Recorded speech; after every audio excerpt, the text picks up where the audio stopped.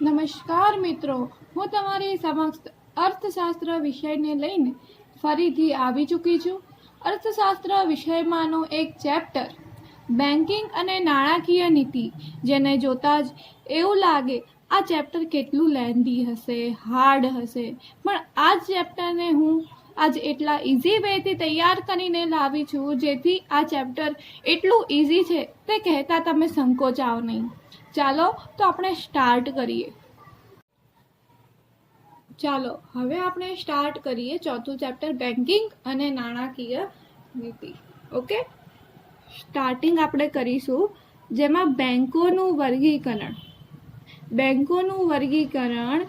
Okay, જેના મુખ્ય બે પ્રકાર છે. તો બેંકોના વર્ગીકરણના કેટલા પ્રકાર છે? મુખ્ય બે પ્રકારો છે. વાણિજ્ય અથવા તો વેપારી બેંક અને બીજું મધ્યસ્થ બેંક. ઓકે, બેંકોનું વર્ગીકરણ તેના મુખ્ય બે પ્રકારો છે, વાણિજ્ય અથવા તો વેપારી બેંક અને બીજું મધ્યસ્થ બેંક. હવે પહેલું જે આપણે જોયું કે ભાઈ વાણિજ્ય અથવા તો વેપારી બેંક, તો તેના કાર્યો છે. ઓકે, તો હવે વાણિજ્ય અથવા તો વેપારી બેંકના કાર્યો, મુખ્ય કાર્યો કેટલા છે? તો તેના પણ મુખ્ય કાર્યો બે છે કે મુખ્ય કાર્યો અને ગૌણ કાર્યો. કેટલા છે? મુખ્ય બે કાર્યો છે, મુખ્ય અને ગૌણ કાર્યો. ચલો હવે પહેલા આપણે ગૌણ કાર્યો જોઈએ.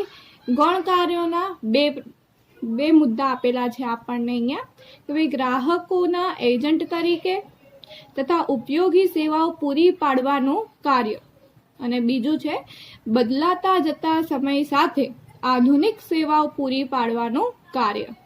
કે ગૌણ કાર્યોના મુખ્ય બે મુદ્દા છે આપેલા અહીંયા.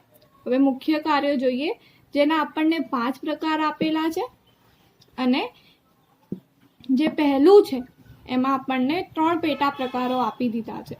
હવે આપણે મુખ્ય કાર્યો જોઈએ તો થાપણો સ્વીકારવી, ધિરાણની સવલતો પૂરી પાડવી, ચૂકવણી અને ઉપાડની સવલત પૂરી પાડવાની કામગીરી, શાક સર્જનની કામગીરી, આંતર બેન્કિંગ વ્યવહારો કરવા. ઓકે, હવે આ જે થાપણો સ્વીકારવી છે તેના આપણને 3 પેટા પ્રકાર આપી દીધા છે. ચાલુ ખાતાની થાપણો, બચત ખાતાની થાપણો, જેમાં એક મુદ્દો એડ થયો છે રિકરિંગ ખાતાની સગવડ, અને મુદ્દતી થાપણો. આ જે થાપણો સ્વીકારવી છે એ આપણે ધોરણ 11માં BAમાં આપણે ભણીને આવ્યા છીએ બેંકના પ્રકારમાં. ઓકે, હવે આપણે જોઈએ નાણાકીય નીતિના સાધનો, જેના બે મુખ્ય સાધનો છે, પરિમાણાત્મક સાધનો અને ગુણાત્મક સાધનો. હવે આપણે પરિમાણાત્મક સાધનોના પ્રકાર જોઈએ, જેમાં બેંક રેટ, રેપો રેટ, સ્થિરતા માટેની નીતિ, રોકડ અનામત પ્રમાણમાં ફેરફાર CRR, કાયદા માન્ય પ્રવાહિતાનું પ્રમાણ SLR, ખુલ્લા બજારના કાર્યો OMO, સ્ટરીલાઇઝેશનની નીતિ.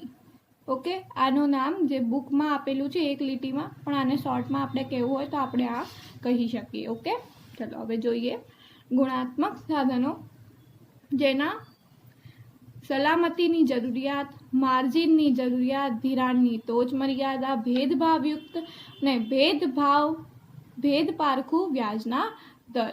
ઓકે, હવે આપણે જોઈએ શેડ્યુલ બેંકોનું વર્ગીકરણ અથવા તો તેને પ્રકારો પણ કહી શકાય.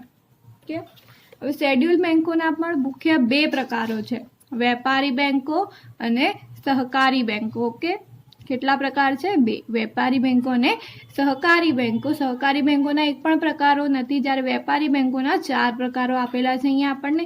જાહેર ક્ષેત્રની વેપારી બેંકો, ખાનગી ક્ષેત્રની વેપારી બેંકો, ભારતમાં કામ કરતી વિદેશી બેંકો, પ્રાદેશિક ગ્રામીણ બેંકો RRBS. ઓકે, આ ચોથું ચેપ્ટર હતું બેન્કિંગ અને નાણાકીય નીતિનો જે મેન મુખ્ય મુદ્દો છે આ ચેપ્ટરનો, જે આપણે અહીંયા સમજ્યો. થેન્ક યુ તમને આ વિડીયો જોવા માટે. આભાર મિત્રો આ વિડીયોને જોવા માટે. તેથી હું એવા ઘણા અઘરા ચેપ્ટરને સરળતાથી રજૂ કરું અને તમારી સમક્ષ રજૂ કરી શકું તે માટે આભાર. Thank you.